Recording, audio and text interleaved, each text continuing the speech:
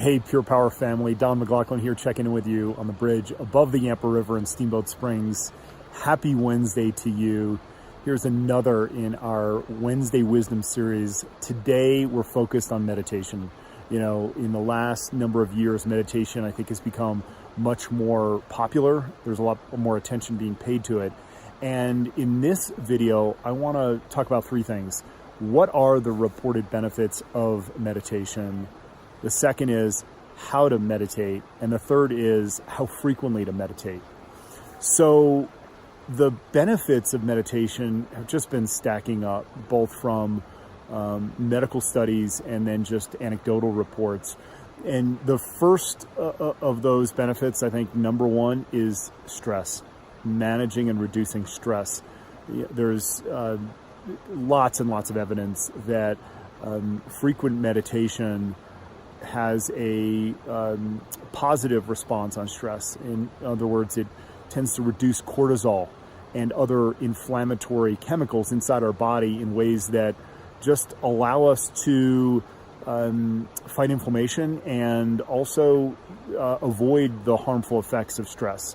The second benefit is a reduction in anxiety. Kind of makes sense, you know, lower stress, less anxiety. But now study after study shows that frequent, consistent meditation really helps tame anxiety.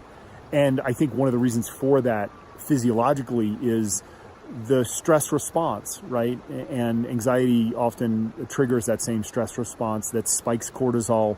And it's the fight or flight response that is necessary when we need it, but it's very deleterious if it's just chronic, consistent fight or flight. We have this inflammatory response. We exhaust our adrenals. Lots of bad things happen with excess stress. I think we all know that. And that fight or flight response is one that hemp-derived CBD has been shown to impact physiologically. How? Through the connection between the hypothalamus in the brain, the pituitary gland, and the adrenals, right? That is essentially ground zero for our stress response. And what hemp-derived CBD and meditation have in common is an ability to down-regulate or modulate the fight or flight response through this HPA axis, as it's often known, the hypothalamus, the pituitary, and the adrenals. So, you know, there's obviously, at least in my experience, and I think increasingly there are reports of this, that the combination of, you know, using hemp-derived CBD and a mindful meditation mental training practice is so beneficial for reducing stress and anxiety. One thing I want to touch on before I get to the remaining benefits is that meditation is a pretty loaded word. And for me, I think, you know, we can almost think about it as mental training. You know, in Tibetan Buddhism, meditation, the translation is to become familiar with. And what we're becoming familiar with is our internal dialogue and chatter, and also our response to events. And in my experience, and I think you see reports of this, that people that consistently engage in some sort of mindful practice, mental training, they introduce space between an event and the response. And that's certainly been the case for me, so that we can respond better to events and circumstances in our lives.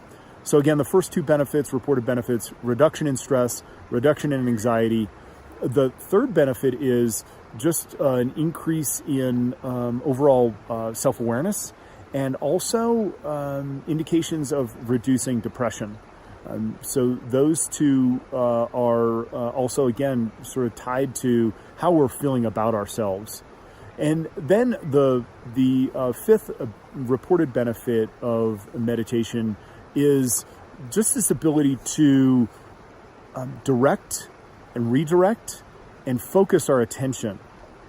And that has obvious benefits in a world in which, you know, we're overloaded with information and our attention is so split between so much information that our ability to pay attention and increase our attention span is vitally important. And meditation has been shown, mental training, to increase our ability to focus and redirect our attention.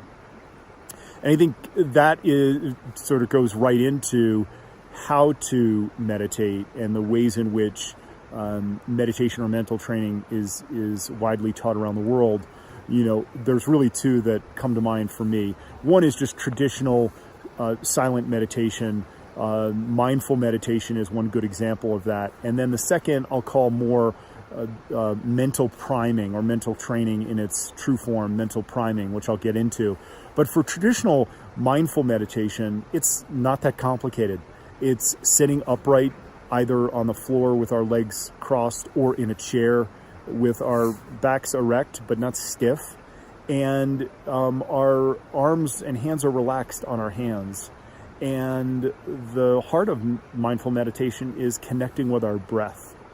And so as we connect with our breath, it's a way to disconnect momentarily from external stimuli out in the world and instead reconnect with ourselves and do so through the breath.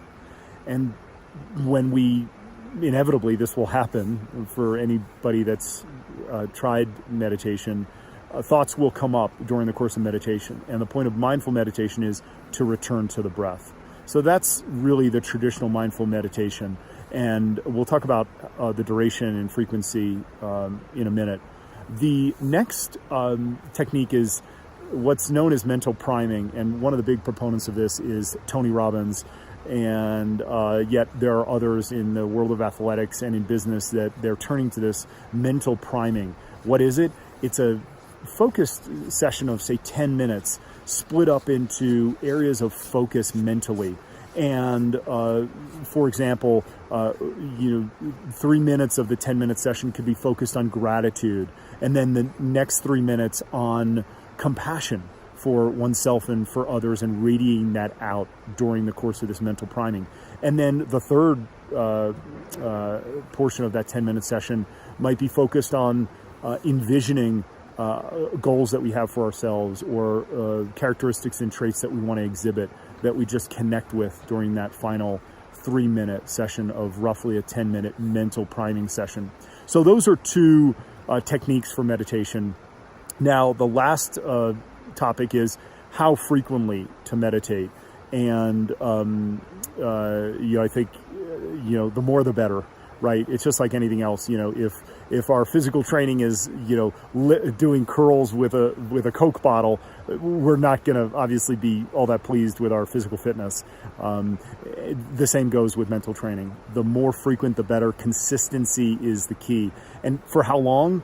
I mentioned this 10-minute mental priming is certainly a start, or even less than that, just to get started, because our experience with habits is frequency and consistency is the key. So even trying for 2 minutes a day to sit quietly and notice our breath and connect with our breath and develop that body awareness and self-awareness is a great start, because what happens then, the body and the mind get rewarded for those short durations, and we want to do more.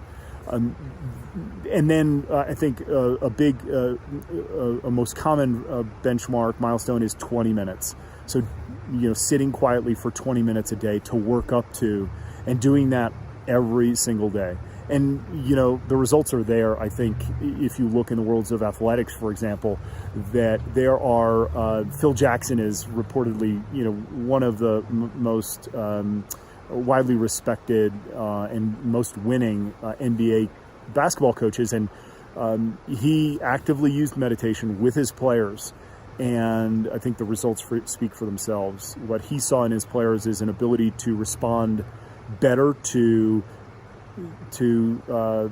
play on the court and circumstances that were very intense, right? So again, just to recap, clear benefits of meditation or mental training, from stress reduction all the way down to increased attention span, and then how to do it, experimenting with different techniques. Mindful meditation is a very basic, easy way to begin. Again, just connecting with the breath. And then finally, how frequently to do it.